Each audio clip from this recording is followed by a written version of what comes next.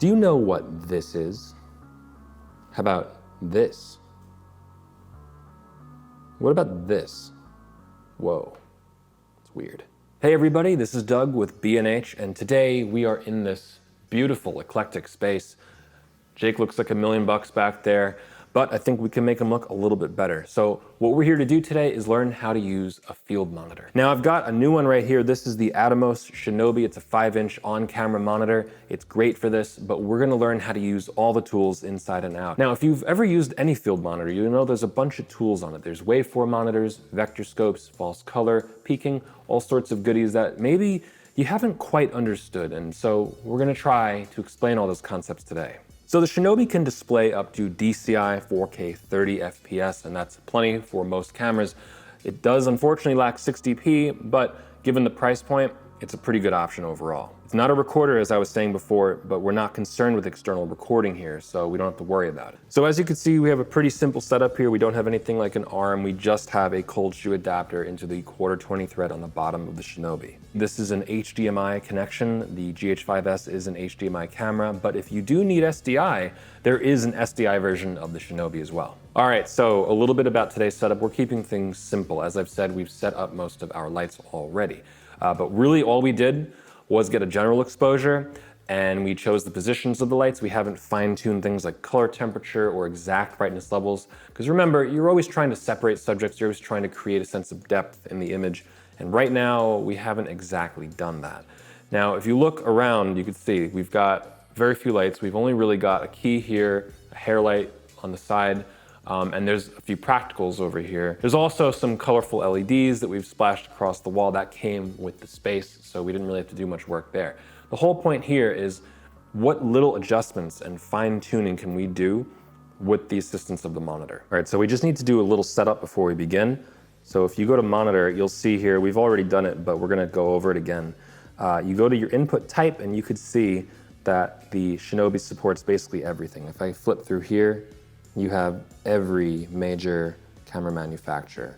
Obviously, we're gonna go back to Panasonic, Vlog, Vgamut, and that just sets us up on the right input. Now we go over to the LUTs up top, and you can see we have one already chosen. I've preloaded this Nisus 709, which is a Panasonic LUT, so that's provided by them. But you can view the original log straight out of the camera or use Atomos's own Rec 709 conversion. Now this is useful to have. It's kind of what I call like a by the books conversion, so it's not necessarily the prettiest, but it does give you a view of what the image could look like when converted to Rec 709. For a more subjective approach, that's why you could use your own LUTs. So if they're pre-designed by a colorist or if they're provided by the manufacturer, that's why this option exists. So the first tool we're gonna go over is probably the most essential one. It's the waveform monitor. Now, waveform monitors basically measure brightness or luminance of an image. You can see behind me, we have a lot of light going on. It's not the most well-lit set, but it does have a few options. So we're gonna play with basically the foreground and background levels, and the best way we can visualize that is with a waveform. Now, a waveform measures brightness from 0 to 100 IRE. That's a unit of measurement. And 0 being absolute black, 100 being absolute white. And that basically means you're completely overexposed if you're at the top at 100, or you're completely underexposed. You have a non-exposed image. Right now, we kind of have a pretty decent exposure. I wouldn't call this incredible because there isn't much separation going on. And you can see that. If I enlarge this, you'll see that it's almost flat. There's not really much going on. We got this little spike in the background, and that's probably from the light in the back and possibly even the highlights on the chair. And that makes sense because it does kind of align with the general position of the frame. So now let's see what happens when I just close the aperture down. So I'm gonna just bring it all the way to f22, and you can see that the line has dropped almost to the absolute bottom.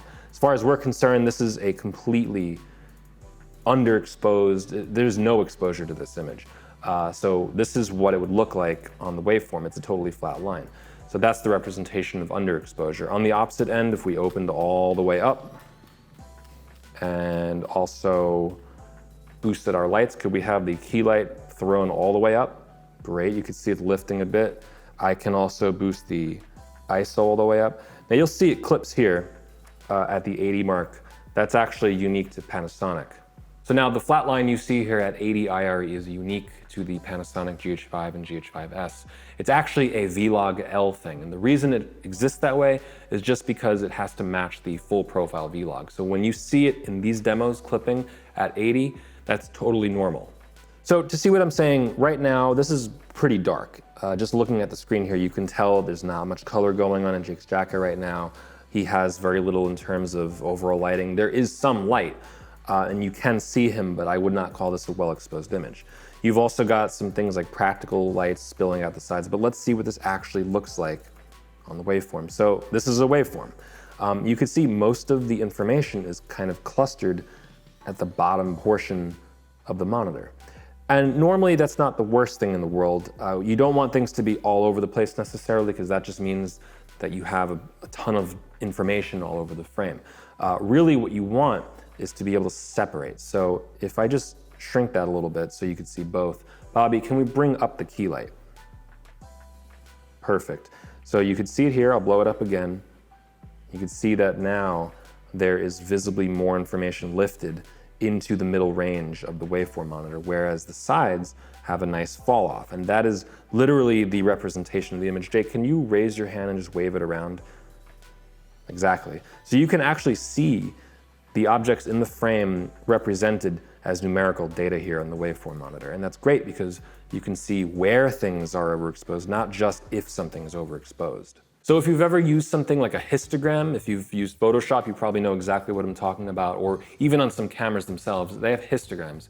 Those are just left to right representations of brightness values, but they don't tell you where the overexposure or underexposure is. So that is what makes a waveform monitor such a useful tool. So we have to know a few things first. Our scene here, so obviously the subject. Now Jake has pretty fair skin, so we're gonna look for an IRE of about 38 to 40 for middle gray. Now middle gray, an 18% gray card is a typical exposing tool. We have one here, I'll bring it out in a moment, but we wanna get that to land in about 35 to 40-ish, I would say. It really depends on the log format. Some log formats respond a bit differently.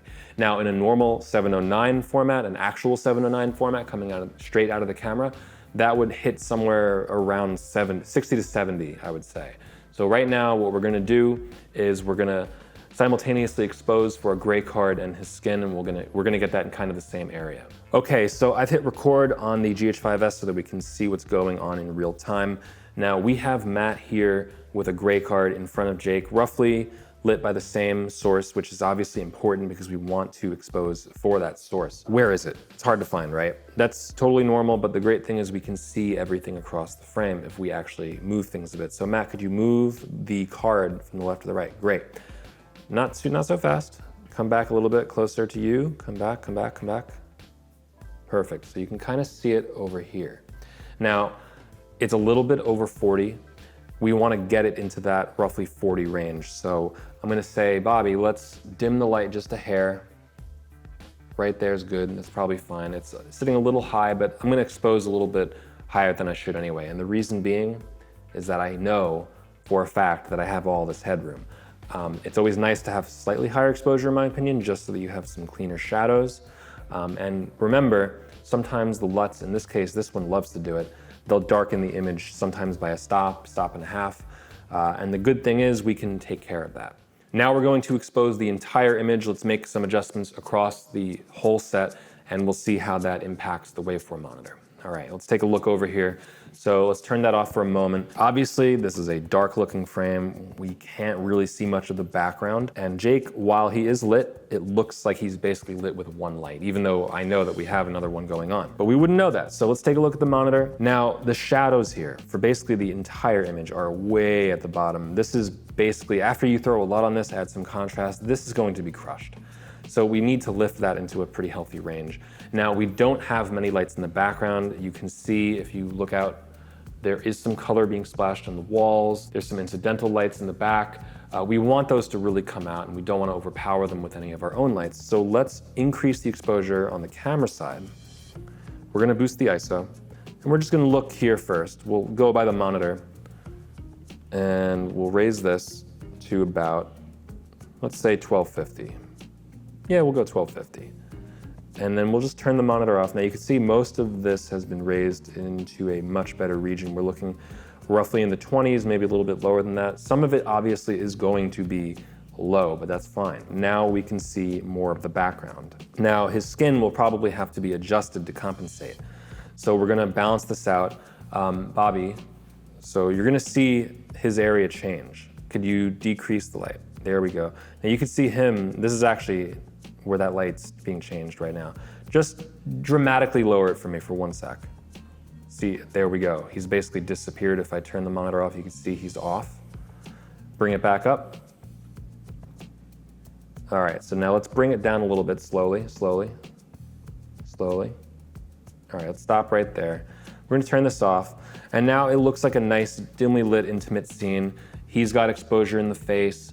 The background has some light. It's a little bit dark on the jacket now, but I think we could probably compensate by either increasing the light just a hair, knowing again that we have the room to do that. I think we could bring it up just a little bit. That looks nice. Again, these are the eye adjustments. So these are the things that we now know going by this. So he doesn't have much separation though, that's the problem. Matt, could you brighten up the hair light a little bit? All right, great. So now leave it right there. That's a little bright, but let's take a look at what it looks like on the waveform. Bring it down again. So you could see actually, it's literally like a line that's demarcating the background from the foreground. Bring it up again. And this is almost exactly what separation looks like. Bring it down a little bit. Right there is good. So now we've kind of leveled off this area. And he has a very nice, gentle hair light now that doesn't look too overlit. So now you're probably thinking about this little part here, this overblown incidental light. Let's talk about that. So the light's over there. We actually did put a little diffusion on it just to knock it down while we were preparing the set. But the thing is, what we just demonstrated, the idea that you could adjust the exposure either in camera or in the lights based on where you've initially exposed for, that knowledge allows you to probably do the exact same thing we just did, but for that light. Since we don't have a dimmer on the light, we need to increase the overall exposure to match it. So we can do that either by, again, bumping the camera up or bumping the surrounding lights up so that we kind of match it. So the next tool on our list is the Vectorscope. Now the Vectorscope is usually used for color to check if it's broadcast safe or if it's oversaturated or undersaturated, and along with hues. Now, these days people usually use them to check skin tones, and on most Vectorscopes, if you look at them, they have a diagonal axis that falls between the yellow and red regions, and that is where skin tones are supposed to stay. Now to see what I mean, let's go over to the monitor. So let's look at the image here. We have a very nicely exposed image, but we want to just fine tune the color a bit. Things are looking good overall, but let's see what we can do. So if we go to the monitor here, we see the Vectorscope is already selected. And what are we looking at? Well, this is basically charting out colors. And I can tell you that right now over here in this region, this line sticking outward is probably the very saturated purple pinkish hues that we have going on in the back. Now, unfortunately on this model, we can't seem to isolate a region of the frame to measure only the color of that. And that's a little disappointing because normally what you're looking for is about here. There's a region here, there's usually a diagonal line that's represented across Vectorscopes, and that is where you want to place your skin tones. They usually fall in the yellow to red region. That's actually for any skin type. It always falls along those lines, give or take just a little bit based on the person. So the fact that we can't do that here is a little disappointing. We can zoom into the Vectorscope itself, but we cannot zoom into a region of the frame to measure that. So that's the difference. Now, what we could do is we could physically move the camera. So let's just do that just to actually demonstrate this. We're gonna physically move the camera closer to Jake. We'll mark this space off camera just so we know where to return to afterwards. And then we'll demonstrate this again. Okay, so we've done a camera move, but we've also done a couple of things to the set just to make this a little easier to see. So we've killed the purple pinkish lights in the background just so it's not contaminating the Vectorscope as much. We're just kind of getting a look at the subject. And obviously we've moved way up to Jake to get more of his face in the frame. The other thing we did to separate things a little bit more is knowing that we couldn't control the warmth of the background, we've changed our white balance to 3200, and our lights are still at 56. So what you're looking at is an intentionally miscast skin tone. So we're looking at a very blue skin tone here. The background still has, it's more of a neutral tone now because we have essentially matched it to a tungsten temperature. But let's say we want to get the skin tone correct. So we're going to go to the Vectorscope. Now, this is the zoomed in view. I'll just zoom out for a sec so you can see. There's a lot less of that purple going on in here. You see less of a line going down to the lower right region. Really, we're looking for the top left region. And like I said before, we really can't see it that much because we don't have the diagonal axes here. When I zoom in, what you're going to see is as I shift the color temperature of the light towards tungsten, you're going to see this pull out of the blue region and go up into the red region. It's a very subtle effect, but you will see it on the recorded video. So let's shift the color temperature gradually. And there you go, you can see it coming in. And there you go. So we could see that there is this nice little blue contrast that's going on, keeps a cool shadow as opposed to the warmer side of the face. All right, so let's reintroduce that hair light. Matt, could you turn that on? Thank you, it's coming on. Great. Now it's a little bright. We do have to adjust exposure again, but we have an even more accentuated, contrasted side. Cool light. It's a little bit too cool in my opinion, but I do want some of that contrast. So Matt, I think what you could do is, and let's take a look at the Vectorscope while we're doing it, go over to tungsten, just a bit, not all the way, maybe halfway. You can see it. Could you go back to daylight for a sec? Yeah, see, there you go. Again, the Vectorscope is shrinking a little bit more on the blue side. Go back to the middle. Perfect, it's shrunk a little bit. Now go all the way tungsten. Got just a little bit, it's very subtle. Now the effect here is, of course, very flat in my opinion. It could use a little bit more. So let's go back to the middle. There we go. So now we've added a little more color contrast here along with the separation of the light itself. So that is how you use a Vectorscope. Now I have to admit, it wasn't the best Vectorscope I've seen. It does help with those subtle changes. You can see the changes being made. The zoom feature is very nice. The only thing is you can't move the frame around as to where you're actually measuring from. So in post, for example, I like to crop out a skin tone, particularly the face, and that isolates that on the Vectorscope so you know exactly what you're looking at. You know specifically what region of color you're trying to correct, and then you can make those changes. I do personally find that Vectorscopes are really at their strongest when used in post. You can isolate the skin tone. Okay, so we've moved the camera back, but now obviously we are out of focus because we were focused up for there. Now, you know, focusing in general is not too hard these days. Most cameras do have more tools to help with that, especially zooms. But peaking is probably one of the best tools you can use to focus, especially when you're doing things like rack focusing and you want to be able to see the focus drift as the subject moves through the frame. So for this, let's take a look at the peaking on the Shinobi. It's actually quite interesting. There's a few ways you can utilize it that are different than just the peaking built into a camera. All right, so we have here an out of focus image. Now I can get it a little closer just by eyeballing it, but you know, we're gonna do better than that. So let's enable peaking. You can see the icon right here.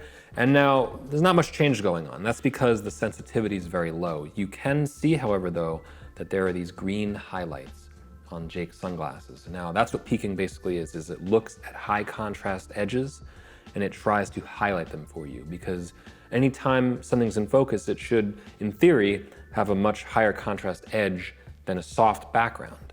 So if we go into the menu for peaking, so number one, you can change the colors.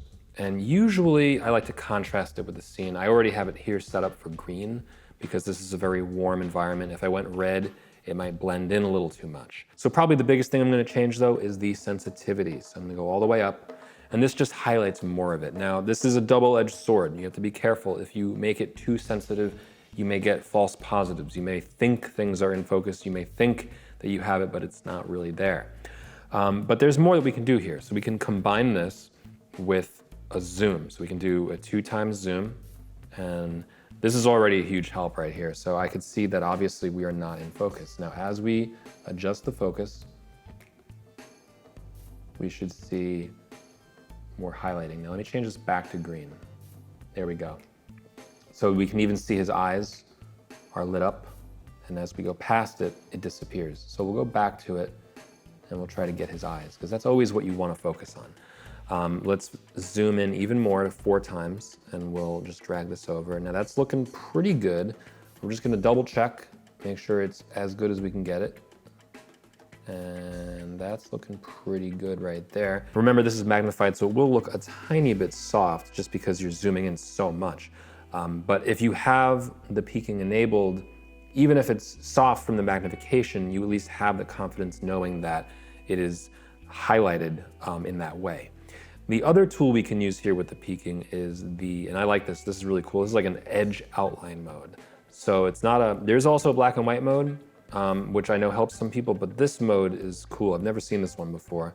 So this only shows the highlights. So this basically creates the edges, it creates an outline of your subjects, and this really isolates, you can see the background now, this really isolates what you're actually trying to focus on. We're looking for those irises again, the glints in the eye, and we can see them really popping right there. I'm gonna bring it back to full color, and it should be tack sharp at this point. Yeah, it's pretty on the nose. So I'm gonna zoom out, and you can see here that the peaking now is for the whole image. So the peaking changes based on the magnification because it's applied after the zoom. So that's why you kind of have to use both. Right here we see that all of the eyes are in focus, not just those glints. So we really want to tack sharp. This should be perfect as it is. Peaking is an incredibly useful tool, but there is a caveat to it, at least from my experience. Peaking is not great in wide shots, in my opinion, or any shot that has a very deep depth of field. Now that's because, as you kind of saw when we zoomed out of the magnification, more of the image gets highlighted. Now you can lower the sensitivity to get around that, but when you have a very wide shot or something with a deep depth of field, almost everything is kind of in the same focal range. So it's very hard to get exactly where you want to be without really zooming in. So peaking is very useful and it helps you get tack sharp images, but there are certain circumstances where it might get in the way. Just be aware. So the next tool we'll be looking at are zebras. Now zebras are on a lot of cameras, especially video cameras, but we are seeing them more and more on even mirrorless cameras these days. That said, like any monitoring tool, it's best used on a proper field monitor. So let's take a look at the zebras on the Shinobi. And yes, you won't see anything at first. That is because we need to go into the options.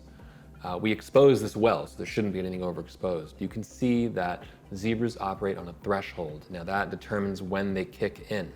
So right now we're at 90. If I drop it down, we'll start to see eventually that they start creeping in around 60-ish%. And then as I drop it down even further to 50%, we really start to see them take over the image. Now, of course, this is not what you would normally see in this kind of exposure, but on something like a light bulb or the sun or anything that's very, very bright, you would definitely see these striped zebra patterns everywhere. Now, the reason I would keep it at 90 is because sometimes only one channel could clip in the image. And when that happens, it may not trigger a zebra. And so, for example, if you're shooting a very warm looking light, it may clip in the red channels, but might not clip in the blue and green channels. And because of that, you want to lower the threshold just a bit so that if you're on that cusp of clipping on the other two channels, you can essentially trigger the zebras just a bit earlier, just a little bit darker into the range. And also, you might as well give yourself a little headroom. You really don't want to have shots that are that bright generally anyway, unless you want something that's extremely bright, maybe something that's very reflective with a lot of specular highlights. Generally speaking, zebras are good for eliminating those things. So unless you want them, it's a good tool generally. All right, so let's get a little fancy. Now, Jake looks great. We've set everything up, but let's, we want to do a final check, maybe make a couple of changes. Is there something better than numbers? Is there something better than all this static information moving over the screen? Well, there is actually. There's something called false color. And let's take a look at the monitor. Right here, this is false color mode. Now, false color is interesting because if you come from a photography background, you might have heard of the zone system. It's a way of breaking up stops. F-stops. And so this kind of follows a similar principle. There's basically only 10 real shades here that you have to look at. There's, I believe, one shade up and also one below the 100 and 0 IRE ratings, so that brings you to 12. But really there's 10 shades you're wondering about here. Now let's take a look. The skin here, we can actually zoom with this as well. The skin here on his face is for the most part gray, and that perfectly aligns with the middle gray that we tried to expose for earlier. In fact, it's designated that way for that reason. So gray is gray. Now there is some highlighting on his face that gets into this kind of salmony region, and that's okay. That's, you know, just highlight information. It's not overexposed. It just shows you the relationship between these areas and these areas. We could perhaps dim it just a little bit, but I think overall, given how much of this is gray, it's not bad. I think this is good. So let's just zoom out a little bit and take a look at what else is going on here. So, you know, we have, like I said, middle gray on the face. The salmon color, the green is just below that. So really the edges of his face are in green. It's very minimal difference in IRE. This slightly darker gray that you see, which is in most of the rest of the frame, that's also in about the 25 to 43 IRE range according to the Atomos chart. And again, that's not underexposed, it's just different in relation to the subject exposure. So we can use this and know that if we want to make another shot, we can try to get those same colors in the background and in the foreground. So we can use these colors almost like a swatch. We can look at other versions of the shot, close-ups for example, as I was saying before, and say that we want the background to be this shade and we want the subject to be this shade. It gives another way to basically quantify what your shot is supposed to be. You can use this to get a really precise lighting ratio as well. For example, between your key light and your fill light. Those little salmony patches that we saw, that's acceptable, but maybe we don't want that. Maybe we really want it to be a truly uniform gray. We could do that. We can really lock in that exposure just by using that tool. So that is it for what you could say are the most essential focusing tools, the most essential monitoring tools. These are things that will help you get a colorful, well-exposed image, a more professional image overall. And you know, today we use the brand new Atomos Shinobi to do it. But the great thing about these concepts and these tools is that they've been around for literally decades. But let's say you have something a little more advanced, something a little more high budget. There's other Atomos monitors you could be looking at. So for example, there's the Ninja 5, which is a recorder in addition to the standard 5-inch screen. So it's very similar to the Shinobi you see here. Going higher, there's a Ninja Inferno 7-inch monitor. Then, wait. Whoa, where did we get this? You're telling me we have a Ninja Inferno and we have this camera? This is the Ninja Inferno, everyone. So 7-inch monitor, basically a big brother version of the Ninja lineup. Now, as you can see, there's a little more going on here. This is HDMI in and out, and it's got 2 battery slots, so you have a longer lasting setup. Now, above that, there's still one more option. If you have a multi-camera setup, if you have a studio setup, if you have a grading suite where you need everything. You need cross conversions, you need support for different types of connections such as HDMI and SDI. You have to look at the Shogun 7. That allows you to do it all. Probably the coolest thing is that you can switch your cameras in the monitor, and you can even record the isolated camera angles. And for something in a similar vein, but not portable, there's also the 19-inch Sumo monitor. Hey, this director needs to rest. Can you, please, if you don't mind? Great, oh, thank you. All right, I'm Doug with B&H. Thanks for watching, and I'll see you next time.